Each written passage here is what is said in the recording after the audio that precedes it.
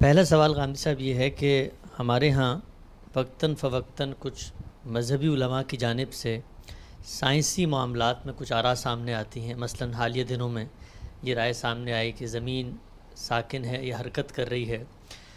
تو ان کی جو بھی رائے ہے اس پر جو رد عمل ہوتا ہے، خصوصاً ان لوگوں کا جو مذہب بیزار ہیں، وہ پورے مذہب کا مذاق اڑاتے ہیں کہ یہ اتنے بیگانہ لوگ ہیں، ان کو سائنسی حقائق سے اتنی ناواقفیت ہے، اور یہ مذہب کو اتنی واضح چیز کے سامنے لا کر کھڑا کر رہے ہیں، تو اس کا مطلب باقی مذہب کی کیا حالت ہوگی.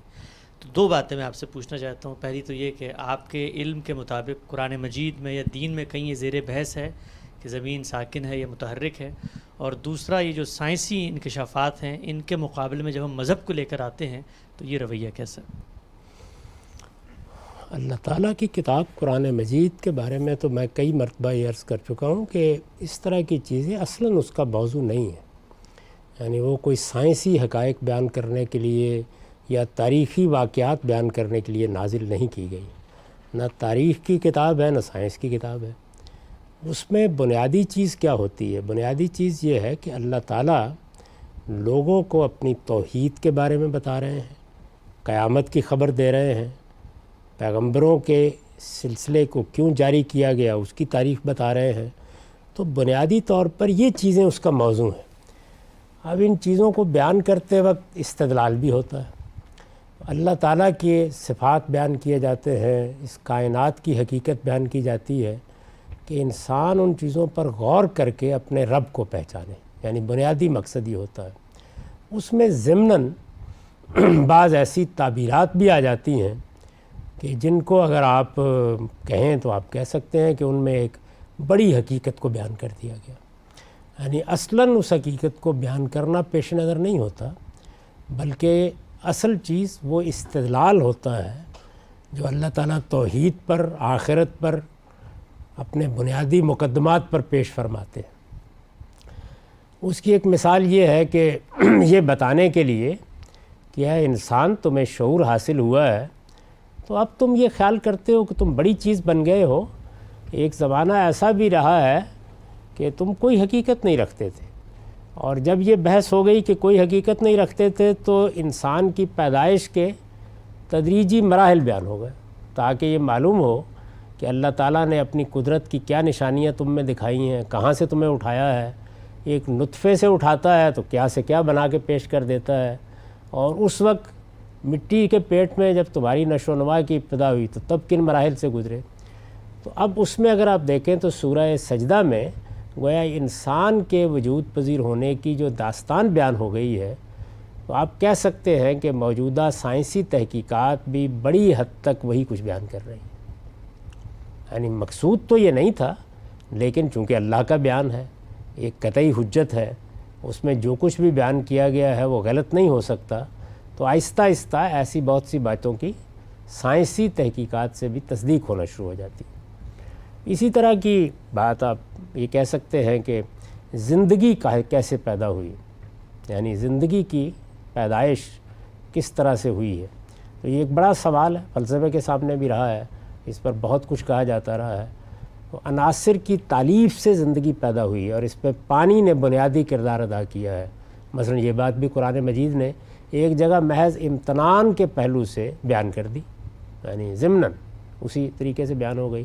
زمین، آسمان، اجرام فلکی کے بارے میں بھی ایک بیان دے دیا کہ کلٌ فی فلک یسبحون، ہر چیز اپنے اپنے مدار میں تیر رہی ہے. تو اس طرح کے جو بیانات ہیں وہ قرآن مجید میں آتے ہیں، تو ان کی نوعیت سمجھ لینی چاہیے. تو میرے علم کی حد تک میں تو اب یہ بات اس لیے کہہ سکتا ہوں کہ پورے قرآن مجید کی تفسیر کی سعادت حاصل ہوئی ہے اور اس پر میں نے برسوں کام کیا ہے. وہ کسی جگہ کوئی ایک چیز بھی ایسی نہیں ہے کہ جو یہ بتا رہی ہو کہ زمین ساکن ہے یا وہ گھومتی نہیں ہے. یہ قرآن مجید کا موضوع ہی نہیں ہے، بلکہ اس کے بالکل برخلاف بیانات جیسے میں نے ابھی عرض کیا قرآن میں موجود ہیں.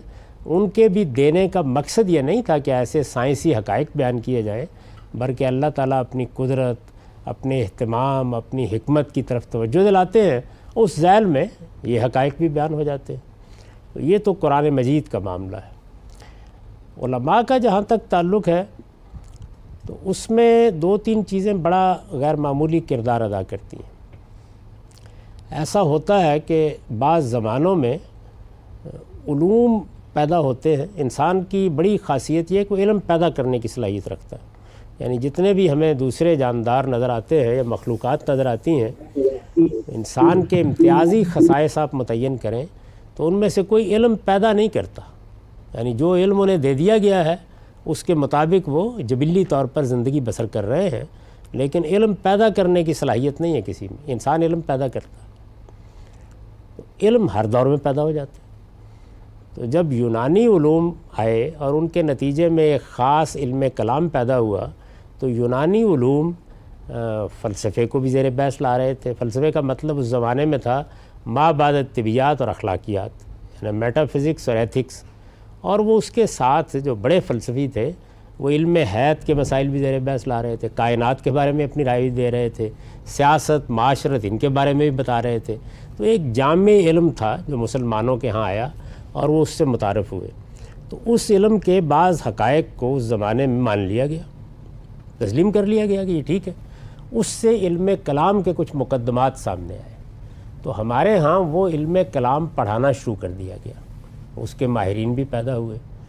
دور حاضر میں جو لوگ ان چیزوں کے ماہر تھے، یعنی استخراجی منطق جس کو آپ ڈیڈکٹیو لاجک کہتے ہیں، اسی طرح وہ فلسفیانہ یا قدیم حیات اور سائنس کے مسائل جس سے علم کلام وجود میں آیا تھا اس کے ماہرین تھے. تو انہوں نے وہ خالصتاً قیاسی اور استنباطی علم تھا. جب سائنس نے مشاہدے اور تجربے کے اوپر بنیاد رکھ کے ایک بالکل ہی نئی دنیا پیدا کر دی تو پہلے مرحلے میں یہ خیال کیا کہ وہ جو کچھ ہم پہلے ایجاد کر چکے ہیں علمی طور پر اس کا مقابلہ کر لیں گے ہم. تو اس طرح کی چیزیں اس وقت سامنے آئیں. یہ جو آج کل بہت زیر بحث ہے، احمد رضا خاں بریلوی صاحب کی کتاب زمین کے ساکن ہونے یا گردش کرنے کے بارے میں 1921 میں ان کی وفات ہوئی ہے. تو ظاہر ہے کہ یہ اسی زمانے کی چیز ہے. یعنی ایک طرف سر سید تھے جو یہ بتا رہے تھے کہ یہ جو نئے علوم ہیں یہ انہوں نے فطرت کے راز بے نقاب کر دیے ہیں. اس میں وہ بھی حدود سے کچھ تجاوز کر گئے. یعنی انہوں نے اللہ تعالیٰ کی قدرت ہی کی نفی کرنا شروع کر دی کہ وہ اپنے قانون کا پابند ہو کے رہ گیا ہے. تو بات معجزے اور پیغمبری اور بہت سی دوسری چیزوں تک جا پہنچی. ادھر بھی یہ ہوا کہ اس پرانے علم کلام کی بنیاد کے اوپر سائنس کے جدید حقائق جن کی بنیاد حقیقت میں تجربے اور مشاہدے پر تھی، اور تجربہ اور مشاہدہ بھی ایک سائنسی استدلال میں ڈل گیا تھا. یعنی اگر آپ جدید طبیعیات کا مطالعہ کریں تو جدید طبیعیات ایک اعجاز ہے، معمولی چیز نہیں ہے. اس کا صحیح ادراک نہیں ہو پایا. تو یہ انسانوں کے ساتھ ہوتا ہے. اسی طرح کی صورتحال کم و بیش اس وقت ہوئی جب کوپرنیکس، گلیلیو وغیرہ نے نئی چیزیں بیان کرنی شروع کیں. تو یہاں بھی مسیحی علماء، متکلمین، بڑے علماء تھے ان کے ہاں بھی، اور ان کا بھی مسئلہ یہ تھا کہ وہ اس یونانی فلسفے کے پس منظر میں، یونانی علم حیات کے پس منظر میں ایک علم کلام وجود میں لا چکے تھے. جب مذہبی لوگ اس علم کلام کو بیان کریں گے تو خود مذہب بھی بنا دیں گے اس میں. تو رد عمل کی نوعیت یہ بنی. تو یہ ہمارا یہ کام نہیں ہے کہ ایسی چیزوں کے معاملے میں ہم کسی کو متون کریں. ہر چیز کو اس کے زمانے اور دور میں رکھ کے دیکھنا چاہیے. جو لوگ مذہب کا مطالعہ کرنا چاہتے ہیں وہ بھی مذہبی حقائق کو اللہ کی کتاب میں دیکھیں، قرآن مجید میں. اگر کوئی ضمناً چیز زیر بحث آنی چاہیے تو زیادہ سے زیادہ آپ کہہ سکتے ہیں کہ پیغمبر صلی اللہ علیہ وسلم کی نسبت سے جو ارشادات بیان ہوئے ہیں. لیکن اس کے آگے علماء وہ کسی دور میں بھی ہوں وہ اپنے دور کے اسیر ہوتے ہیں. جس علمی ٹریڈیشن میں وہ کھڑے ہوتے ہیں اس سے بالکل اوپر ہو کے کھڑے ہو جانا یہ انسان کے بس کی چیز نہیں ہے. تو میرا احساس یہ ہے کہ ایسی چیزوں کو ماضی کی نظر کر دینا چاہیے اور بس اس کے بعد آگے بڑھنا چاہیے. اس کی جزا فضا کرنے کی کیا ضرورت ہے؟ انسان تھے، پیغمبر تو نہیں تھے. نہ علماء کو اپنے آپ کو پیغمبر کی حیثیت دینی چاہیے اور نہ ہمیں انہیں پیغمبر سمجھ کر خدا کے دین کے بارے میں ان کی غلطیوں کی بنیاد پر فیصلے کرنے چاہیے. علم کے قافلے کو آگے بڑھنا چاہیے. اسی طرح اس کا ایک اور پہلو بھی بہت عام ہے، معاف کیجیے، وہ یہ ہے کہ علم ہمارا ہے، علم اہل مشرق کا ہے، علم مغربی قوموں کا ہے. میں اس کو صحیح نہیں سمجھتا. آپ یہ دیکھیے کہ بہت سے علوم یونان میں پیدا ہوئے. یونان کسی مذہبی پس منظر کا ملک نہیں ہے. یعنی وہ الگ بات ہے جو حضرت مجدد نے اپنے مکتوبات میں لکھ دی کہ افلاطون بھی حضرت مسیح علیہ السلام کی دعوت سے متاثر ہوا تھا، درا حالانکہ وہ پیدا ہی کوئی 350 سال پہلے ہوا ہے۔ تو اس طرح کی بہت سی چیزیں جو ہمارے ہاں آ گئیں، ان کا ایک خاص پس منظر ہے، اس میں آپ لا علمی کو بھی کہہ سکتے ہیں، بہت دخل ہوتا ہے۔ تاہم یہ بات ضرور ذہن میں رکھنی چاہیے کہ ہمارا جو سارا ذہنی اسٹرکچر ہے جو آج کا زمانہ بناتا ہے، اس کو اٹھا کر ہم ماضی میں نہیں لے جا سکتے۔ ہمیں اسی دور میں کھڑے ہو کر چیزوں کو دیکھنا بھی ہے، بتانا بھی ہے، اور معاملات کو آگے بھی بڑھانا ہے۔ تو میں خاص طور پر توجہ دلا رہا تھا کہ مغرب مشرق میں تقسیم کرنے کے بجائے علم کو انسانیت کی میراث سمجھنا چاہیے۔ جس قوم کے پاس ذرائع و وسائل جمع ہو جاتے ہیں، قوت جمع ہو جاتی ہے، اور ایک عمومی رجحان بعض عمرانی احوال کی وجہ سے پیدا ہوتا ہے، اس کے ہاں کسی خاص علم کے اختصاص کی طرف بہت رجحان ہو جاتا ہے۔ یونانیوں کو آپ دیکھ لیں، دنیا میں اس وقت دنیا میں بہت سی اور بھی قومیں تھیں، ہندوستان کو آپ دیکھ لیں، مصر کو دیکھ لیں، تو اپنی اپنی نوعیت کے علوم کی طرف مختلف قوموں کا رجوع ہوتا ہے۔ مسلمانوں کی بھی ایک تاریخ ہے۔ تو اس کو انسانیت کا سفر سمجھنا چاہیے، اور یہ تقسیم چھوڑ دینی چاہیے ہر حال میں۔ مغرب میں علوم پیدا ہوئے تو کیا مغرب میں جو لوگ تھے وہ ایسی مزے کا خیز باتیں نہیں کرتے تھے؟ تو بھی کرتے تھے۔ آپ فرانسس بیکن کو دیکھیے، یعنی اس نے کس چیز سے استدلال کیا اس بات پر کہ سیارے صرف 7 ہی ہو سکتے ہیں؟ اس لیے کہ انسان جو ہے اس کو جو منفذ اللہ تعالیٰ نے عطا کیے ہیں وہ 7 ہی ہیں، 2 آنکھیں ہیں، 2 نتنے ہیں۔ سوچیں ذرا، منہ ہے کہ یہ کوئی ہے استدلال؟ اور کون کر رہا ہے؟ وہ جو جدید تنقید کا بانی ہے۔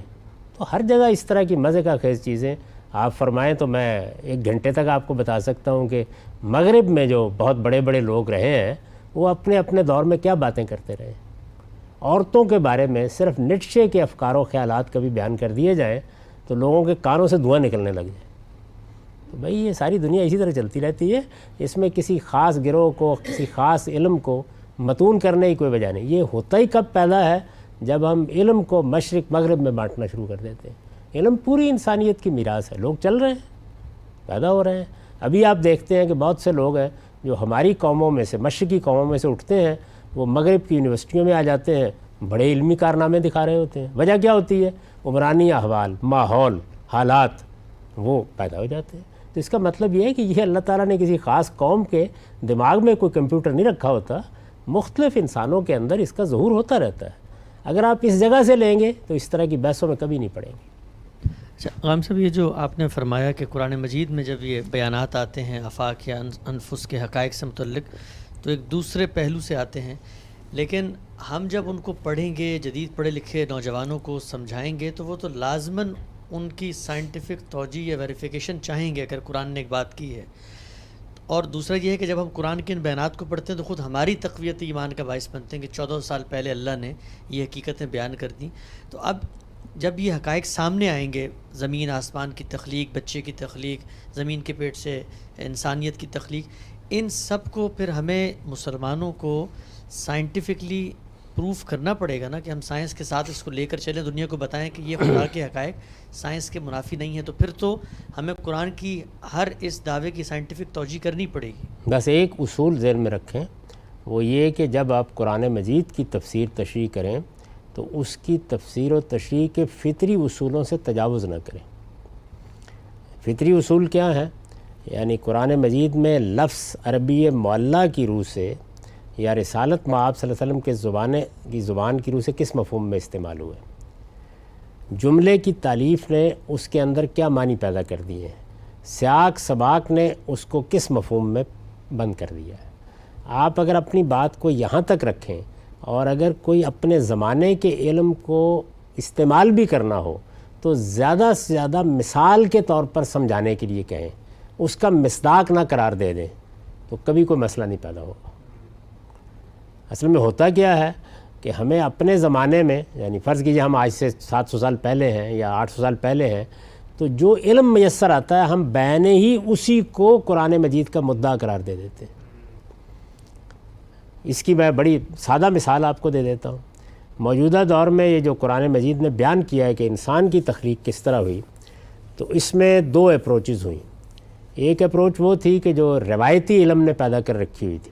اب روایتی علم اپنی روایت کے اندر رکھ کر قرآن کو دیکھ رہا ہے، تو جیسے ہی قرآن پڑھا جاتا ہے تو وہ اس تفسیر کو نقل کرنے کے لیے مجبور ہو جاتا ہے کہ یہ مختلف بر اعظموں کی مٹی لی گئی، مٹی کے مختلف رنگ تھے، ان کا ایک پتلا بنایا گیا. اب یہ کیا چیز ہے؟ یعنی روایت نے ایک علمی پس منظر پیدا کیا ہے. بجائے اس کے کہ آپ قرآن مجید کے الفاظ سے ادھر آئیں، آپ یہ ادنیٰ مناسبت دیکھ کے کہ غالباً پھر قرآن نے یہی بات بیان کی ہے، وہ روایت نیچے نقل کر دیتے ہیں. اب عام پڑھنے والے کے لیے وہ قرآن کا بیان بن جاتی ہے، کیونکہ آپ نے نقل کر دیا نا. اچھا، موجودہ زمانے میں جو آپ دیکھیں مولانا ابوالکلام آزاد، بلکہ اس سے بھی پہلے سے یہ چیز پیدا ہو گئی کہ نظریہ ارتقاء بہت شیوع اختیار کر گیا، عام ہو گیا. تو سب لوگوں نے ادنیٰ مناسبت دیکھ کے یہ خیال کیا کہ یہ وہی تو بات ہے، تو نظریہ ارتقاء نیچے نقل کر دی. تو یہ دو مثالیں ہیں، ایکسٹریم مثالیں ہیں نا. یعنی ایک پرانی روایت چلی آ رہی تھی، وہ روایت تاریخ کی کتابوں میں بھی ہے، بہت لوگوں نے بیان کی ہے، وہ روایت آپ نے اٹھائی اور اٹھا کے نیچے رکھ دی. انسان مجبور ہے اس کے لیے، کچھ نہ کچھ تو ہوتا ہے نا اس کے پاس اپنے زمانے کا علم. لیکن یہی ریاض ہے کہ آپ قرآن مجید سے متعلق بات بیان کرتے ہوئے یہ تصریح کریں کہ یہ بات اگر بیان ہو رہی ہے تو مثال کے طور پر، یا مثلا یہ بات اگر بیان ہو رہی ہے تو اب لوگ اس کو یوں بیان کرتے ہیں. آپ اسے قرآن مجید کی تفسیر بنا دیں گے جیسے کہ بنا دیا جاتا ہے، تو پھر نتیجہ وہی ہوتا ہے. پھر وہ باتیں بھی آپ کی سمجھ میں نہیں آتی، وہ کچھ دیر کے بعد لوگوں کے لیے ایک مسئلہ بن جاتی ہیں. یعنی وہ سمجھتے ہیں کہ یہی اللہ کی کتاب میں کہا گیا، اللہ کی کتاب میں تو وہ کہیں گیا ہوتا. تو اللہ تعالیٰ کی کتاب کو آپ جیسے کہ وہ ہے اس کے اس فطری استدلال تک محدود رکھیں. یہ بتائیں کہ اس میں لفظ کا مدعا یہ ہے، اس میں جملے کی تعریف سے یہ معنی نکلتے ہیں، اور لفظ جس چیز پہ روشنی ڈالتے ہیں یا جس مصداق کو نمایاں کرتے ہیں وہاں تک بات کر کے. اب آپ اگر کہنا چاہتے ہیں کہ آج کے زمانے میں مثلا یا سائنسی دور میں یہ حقیقت جو ہے یہ لوگوں نے کچھ ایسے سمجھی ہے، تو اس کو بیان اس طریقے سے کریں کہ اس میں اور قرآن کے بیان میں ایک حد فاصل موجود ہے. اچھا، ہم سب اسی سے متعلق ایک اور سوال ہے کہ مثلا آپ نے ذکر کیا نظریہ ارتقاء کا.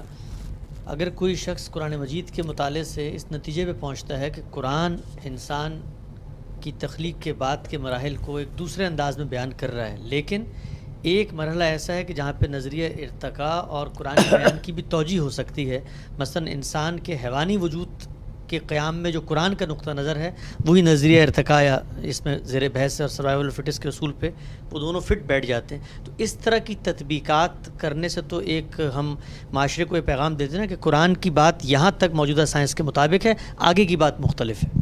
میں تو اس کو بھی ایسے نہیں بیان کروں گا. میں تو یہ کہوں گا کہ یہ قرآن کی بات یہ ہے، موجودہ سائنس میں بھی بعض چیزیں ایسی ہیں جس کی تصدیق کر رہی ہیں. یعنی بات کو اسی طرح بیان کروں گا، وہ ترتیب نہیں الٹنی چاہیے کسی حال میں. یعنی ہم یہ کرتے ہیں کہ جو ہمیں مؤثر علم ملتا ہے اس کو بین ہی قرآن کا مدعا قرار دے دیتے ہیں. تو اگر آپ نے یہ نہ قرار دیا ہو تو ہر تفسیر کو اٹھا کے دکھایا جا سکتا ہے کہ دیکھیے قرآن مجید کی بات اتنی ہے. البتہ اس جدید علم پر جو آج کے زمانے کا ہے وہ پرانے زمانے میں بھی تو رہا ہے نا. ہر علم پیدا ہوتا رہتا ہے، انسان پیدا کرتا ہے، تو دکھا دیا جائے کہ یہ اس کی کچھ مثالیں آپ کو اس میں مل سکتی ہیں. تو مثال کی جگہ رکھ کے بیان کر دینا یا روشنی پڑ رہی ہے اس کے اوپر بیان کر دینا، اس تک اکتفا کرنا چاہیے. اگر آپ غلط طریقہ اختیار کریں گے تو کچھ دیر کے بعد علم بدل جائے گا، تو پھر بیٹھے ہوئے قرآن مجید پر نظر ثانی فرما رہے ہوں گے. قرآن مجید میں یہی کرنا چاہیے. تو میں نے دیکھیے میرے سامنے وہ پرانی روایت بھی تھی، میرے سامنے نظریہ ارتقاء کے اوپر ہمارے جو جدید علماء ہیں ان کی بھی آراء تھیں. نظریہ ارتقاء بطور ایک سائنسی حقیقت بھی تھا، لیکن جس وقت میں نے قرآن مجید میں سورہ سجدہ کی آیات کو پڑھا ہے سے مراد یعنی اس کو سمجھنے کے لیے پڑھا ہے، تو بالکل واضح ہو گیا کہ قرآن کی بات مختلف ہے. وہ بھی نہیں ہے جو پرانے لوگ بیان کر رہے ہیں، وہ بھی نہیں ہے جو ڈاروینیت بیان کر رہی ہے. تو بس میں نے اس کو اتنا بیان کر دیا ہے کہ یہ قرآن سے یہ بات معلوم ہوتی ہے. یعنی وہ تینوں مراحل یہ بیان ہوئے ہیں. اب یہ کہ ان کا مصداق حقیقت میں کیا بنا اس میں علم چلتا رہے، دیکھتا رہے. اگرچہ قرآن مجید کے اس بیان کو پڑھنے کے بعد اگر آپ بالکل لفظ کو پکڑ کر نہ کھڑے ہو جائیں تو ایک ذرا سی چھلانگ لگا کے کہا جا سکتا ہے کہ نظریہ ارتقا بیان ہو گئی، کہا جا سکتا ہے، لیکن وہ ذرا سی چھلانگ بھی میں نے تو لگانے سے انکار کر دیا۔